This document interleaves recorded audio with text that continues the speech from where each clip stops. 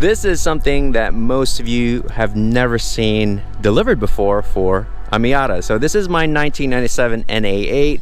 I call this unicorn because she only has 14,000 original miles and she is so pristine. The only problem is it doesn't come with an OEM hardtop, so I bought one. This is a legit OEM hardtop straight from the dealership, and yes, you can still order these boys.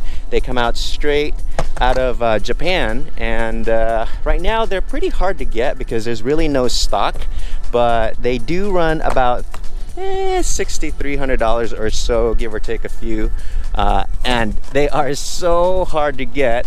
Luckily I got one, so I'm going to show you what comes with this thing and why sometimes it's kind of worth paying OEM prices. Wow, these staples are really worth the money. Jesus. Okay, I'm going to show you guys what's inside here. All right. Here we go. Oh, there it goes.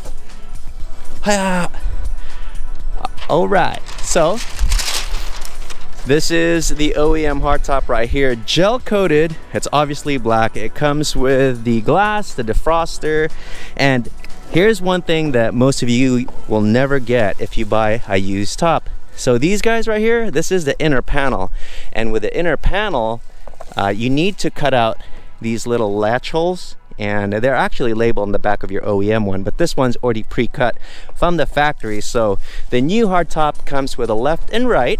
Okay, so here's the other side. We're just gonna do a full unboxing right here so you guys can see everything.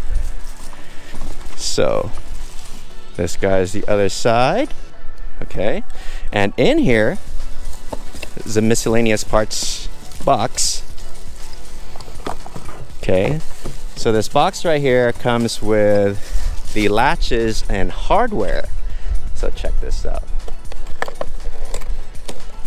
This is gonna be a long video, so you guys need to be a little patient. So check this out. Those are the side latches right here that goes on this side.